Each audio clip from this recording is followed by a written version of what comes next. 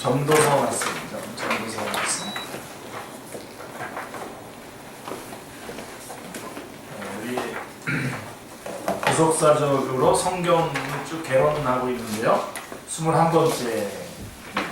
전도서.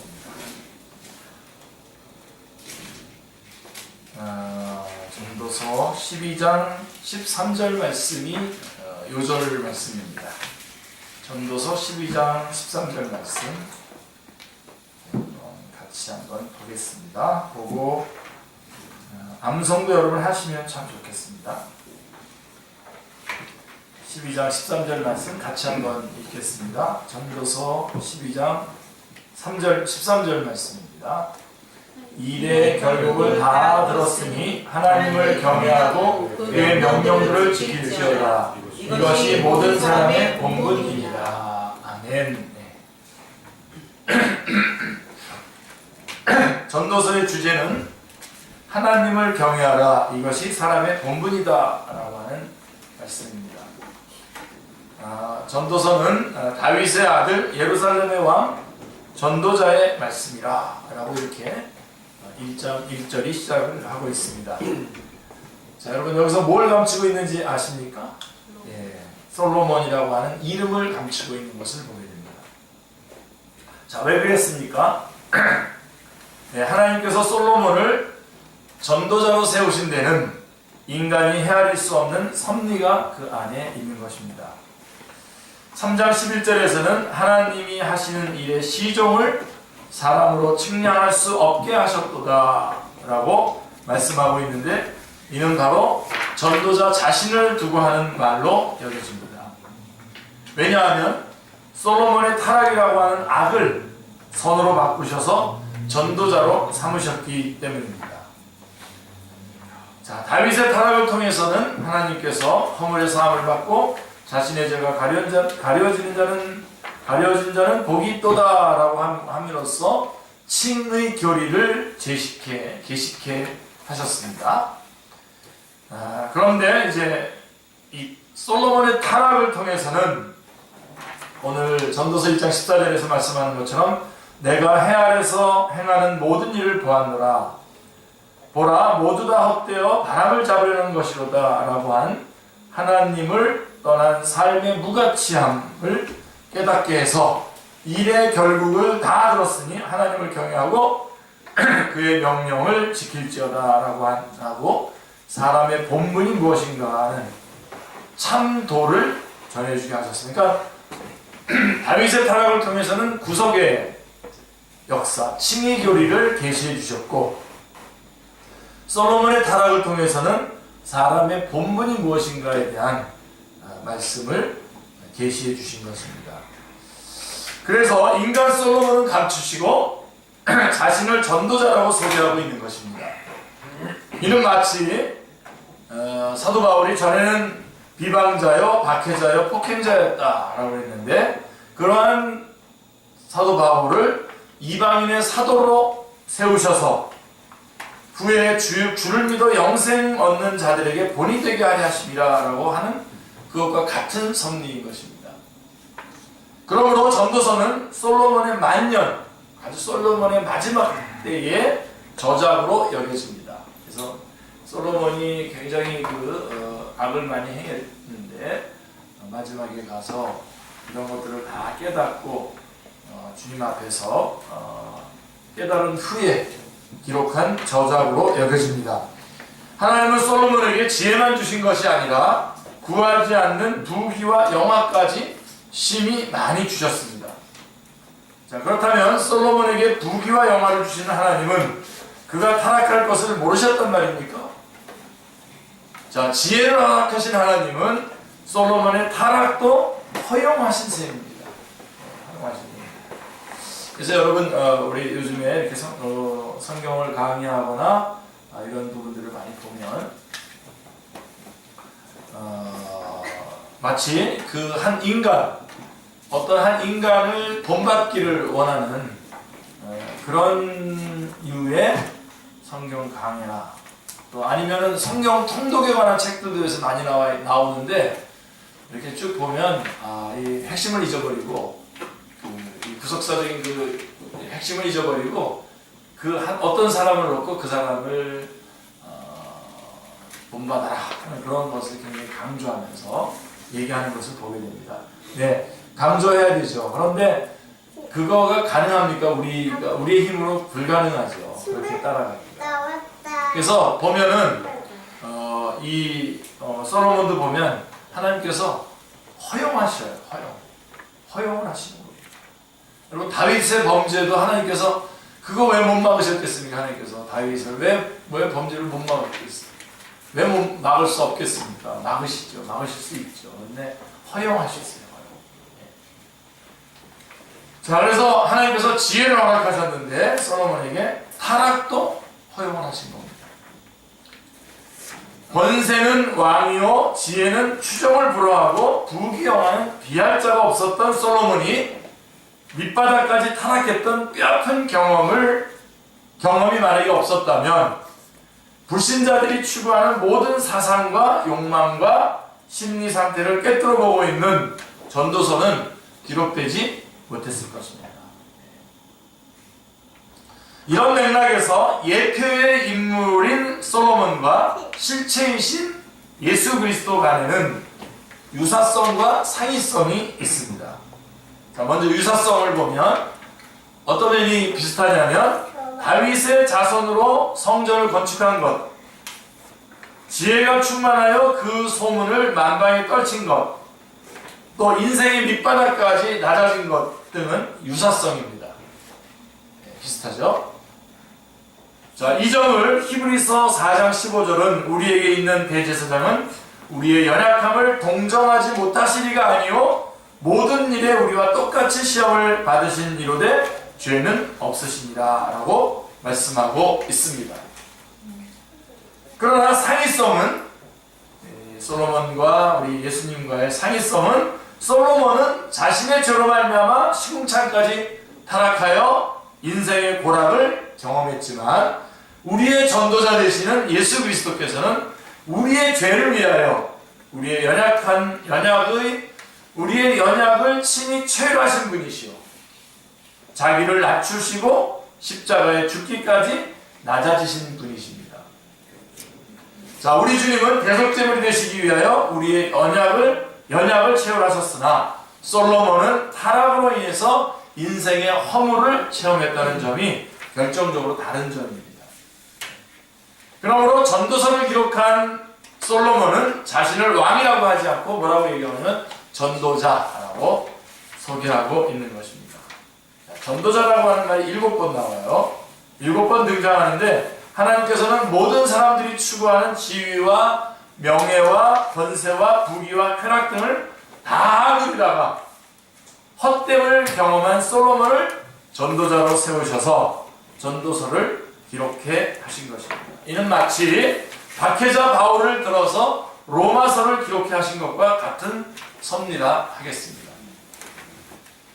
그런데 전도서를 관찰해 보면 전도자라고 하는 말이 첫 장, 1장이 나와요. 1장, 1절, 2절, 12절에 나오고 그 다음에 또 어디에 나오냐면 마지막 장 12장이 나옵니다. 8절, 9절, 10절. 그래서 각각 세 번씩 집중되어 있는 것을 보게 됩니다. 그러니까 1장과 12장에 집중되어 있는 것을 보게 됩니다. 그러니까 전도서를 통해서 말씀하시려고 하는 핵심 주제가 첫 장과 마지막 장에 들어있음을 나타내고 있는 것입니다. 이것은 전도서를 이해하는 데 중요한 요소가 됩니다. 그러면 첫 장의 요지가 뭡니까? 전도서 1장의 요지가 뭐예요? 자, 10절에 보면 내가 해 아래에서 행하는 모든 일을 보았노라. 보라, 모두 다 헛되어 바람을 잡으려는 것이로다 라고 말씀하고 있습니다. 해 아래에서 행하는 모든 일이란 하나님을 떠난 불신자들이 추구하는 삶을 가리키는 표현입니다. 그러면 마지막 장 12장의 결론은 뭡니까? 13절에 우리가 주제 요절로 삼았던 12장 13절에 같이요. 이의 결국을 다 들었으니 하나님을 경외하고 그의 명령들을 지킬지어다. 이것이 모든 사람의 본분이니라. 그래서 이 12장에서의 결론은 뭐냐면 전도서는 이 두 말씀을 전해주기 위해서 기록되었다고 해도 과언이 아닙니다. 헛되다, 그 다음에 사람의 본분이 무엇이냐, 이 두 가지죠. 자, 그러면 그 중간에 2장부터 11장에 있는 내용은 무엇일까요? 불신자들이 추구하는 삶의 무가치성, 즉 헛되고 헛됨을 진술하는 내용입니다. 그러므로 이 대목을 대할 때에 우리는 통찰력이 필요하게 되는데, 전도자 자신의 현재의 신앙 고백과 그가 타락했을 당시, 즉 불신자의 입장에서 진술되고 있는 과거의 심경을 토로하고 있는 점을 우리가 분별할 수 있어야 한다는 점입니다. 만일 이를 분별하지 못하면 전도자를 정신분열증 환자로 만드는 것이 됩니다. 자, 생각해 보세요. 3장 21절에 보면 이런 말씀이 나와요. 인생들의 혼은 위로 올라가고 짐승의 혼은 아래고 땅으로 내려가는 줄을 누가 알냐? 라고 이렇게 회의론자죠. 완전히 회의론자가 어떻게 12장 13절에 와서는 일의 결국을 다 들었으니 하나님을 경외하고 그의 명령들을 지킬지어다. 이것이 모든 사람의 본분이니라. 라고 이렇게 말할 수가 있단 말입니까? 회의론자와 같은 그런 말을 막 쏟아냈던 그런 회의론자가 어떻게 일의 결국을 다 들었으니 하나님을 경외하고 그의 명령을 지킬지어다. 이것이 사람의 본분이다. 라고 이렇게 말할 수 있게 된 것입니까?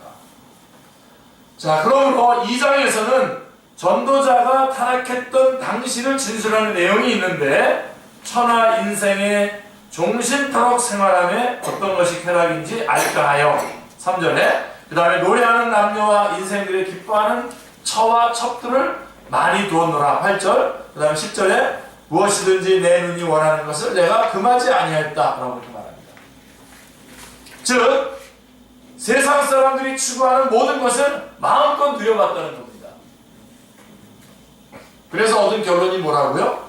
2장 11절에 보면 같이요. 그 후에 내가 생각해본즉 내 손으로 한 모든 일과 내가 수고한 모든 것이 다 헛되어 바람을 잡는 것이며 해 아래서 무익한 것이로다.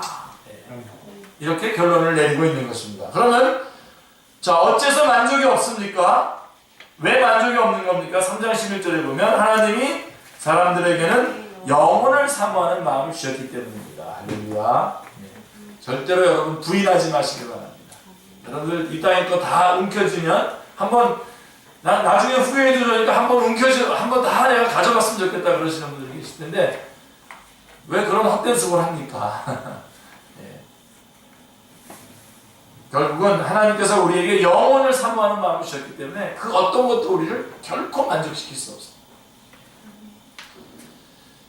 그러므로 영혼의 안식이 없는 삶은 허무한 뿐이요 영혼의 갈증은 세상적인 것으로는 채워지지 않기 때문이라는 것입니다.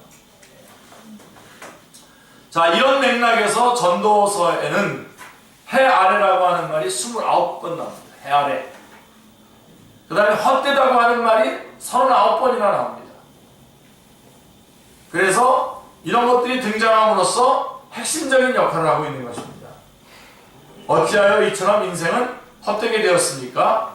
7장 29절에 시작. 내가 깨달은 것은 오직 이것이라. 곧 하나님은 사람을 정직하게 지으셨으나 사람이 많은 꾀들을 낸 것이라. 그래서 헛되게 된 거예요. 그래서 왜요? 결국 타락의 결과라는 겁니다. 그러므로 해 아래이라는 말은 자연인 즉 육에 속한 자의 삶을 가리키는 표현이고, 헛되다라고 하는 말은 허무주의자의 독백이 아니라 하나님을 떠난 삶의 무의미, 무가치성을 나타내는 말인 것입니다. 그러니까 해 아래 헛되다. 어째서 해 아래라고 표현했습니까? 이것을 빛을 비춰주는 말씀이 있죠. 로마서에 보면 로마서에는 4번의 아래가 나오죠. 기억나십니까? 율법 아래, 그렇죠? 그 다음에 죄 아래, 심판 아래, 그리고 은혜 아래가 나옵니다. 3장 19절에 율법 아래 있기 때문에 다 죄 아래 있는 거죠. 로마서 3장 9절. 그 다음에 다 심판 아래 있게 되는 거죠. 3장 19절. 그런데 은혜 아래라고 하는 말씀이 6장 14절에 나옵니다. 하나님을 떠난 삶은 죄 아래, 전도서의 표현대로 하면 해 아래 살아가는 삶이라는 것입니다. 이들을 위해서 하나님은 자기의 아들을 대속제물로 십자가에 높이 달리게 하심으로 은혜 아래 살 수 있게 해주신 것입니다.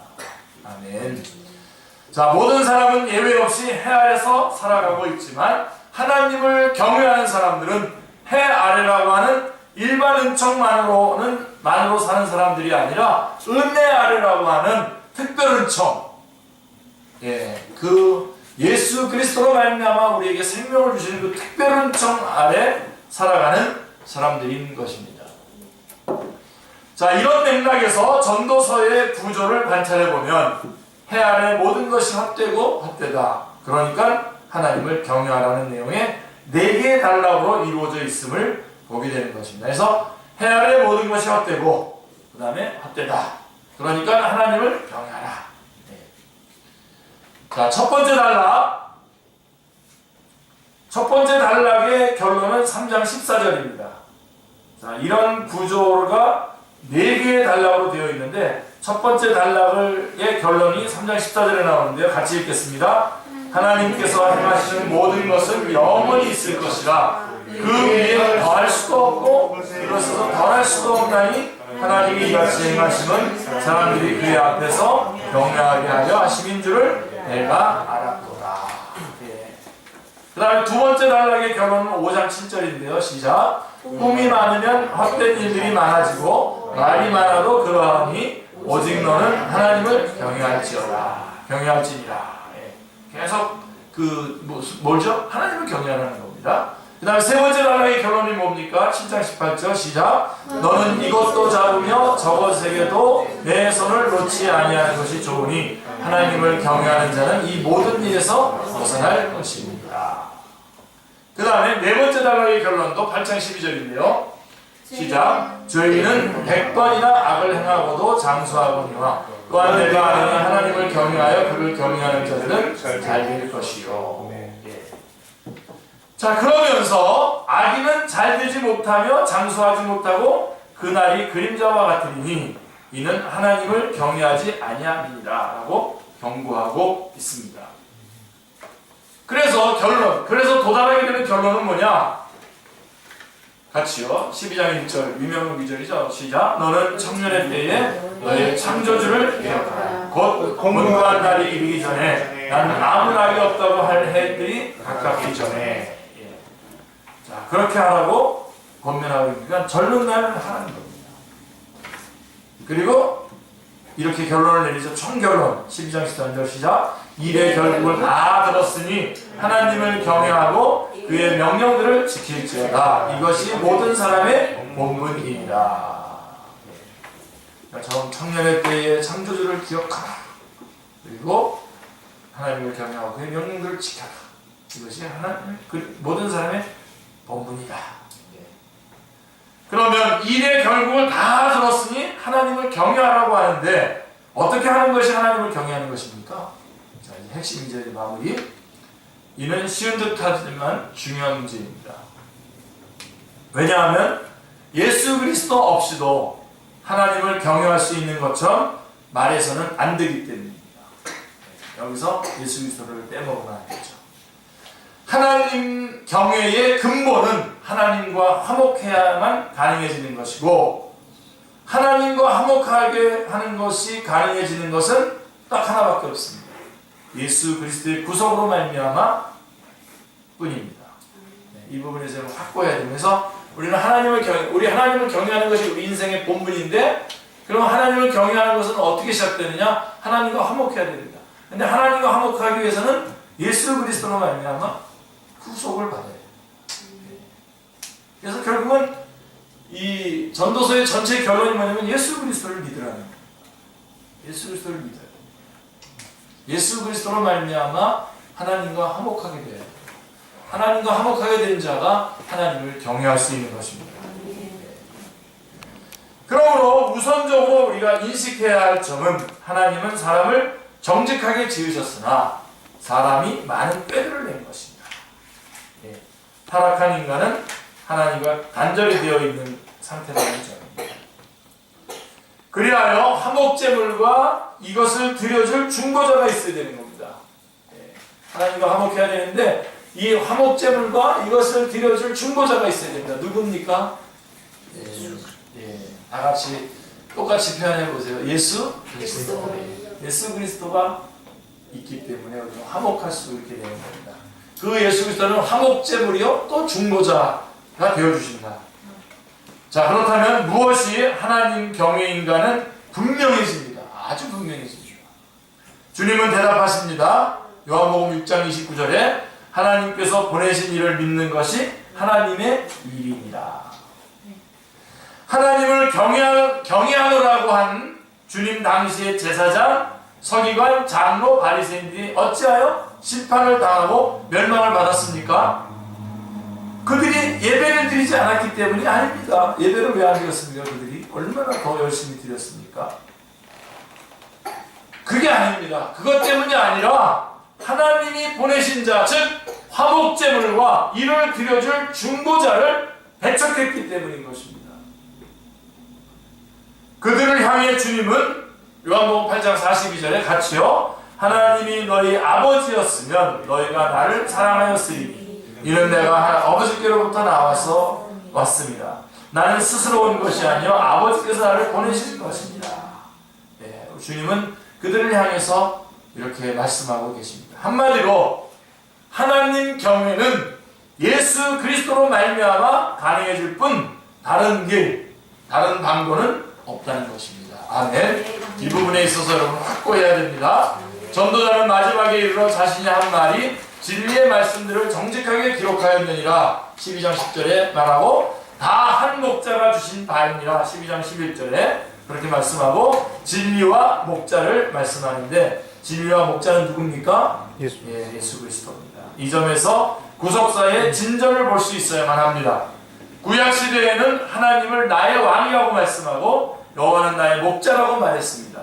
그런데 신약시대에는 그리스도가 왕이요 목자라고 말씀하고 있는 것입니다. 왜냐하면 볼 수 없는 하나님이 볼 수 있는 그리스도로 임마누엘 하셨기 때문입니다. 그러므로 다 한 목자가 주신 바라 라고 하는 말씀을 통해서 해 아래서 바람을 잡으려는 것과 같은 헛된 삶을 추구하고 있는 자들을 참 목자에게로 인도해주고 있는 것입니다. 그래서 다 한 목자가 주신 바라. 다시 말해서 다 예수 그리스도에게로 이 모든 것들을 말씀에 몰아가서 이어주고 있는 것을 보게 됩니다. 인생이란 시행착오를 교훈으로 삼을 수 있는 두 번째 기회가 주어지지 않습니다.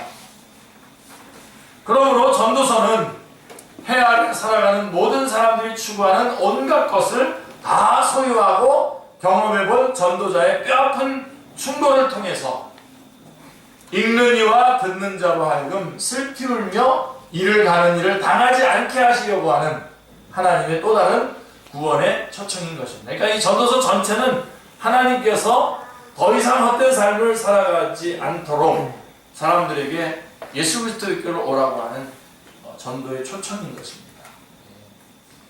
전도서는 6월 유대인들이 셔막절에 낭독했다고 합니다. 이는 인생 여정이 초막에 머물다가 떠나는 행인과 나그네와 같은 삶임을 일깨워주기 위해서일 것입니다. 전도서는 하나님 경외로 끝을 맺고 있는 것이 아니라 하나님은 모든 행위와 모든 은밀한 일을 선악간에 심판하시리라 하는 심판으로 끝맺고 있습니다. 구원과 심판은 동전 앞뒤와도 같습니다. 그러므로 전도자는 그 둘을 함께 말해주어야 합니다. 전도자는 복음 초청을 거절하는 자들을 향하여 11장 9절에 그러나 하나님이 이 모든 일로 말미암아 너를 심판하실 줄 알라 라고 경고하고 있는 것입니다.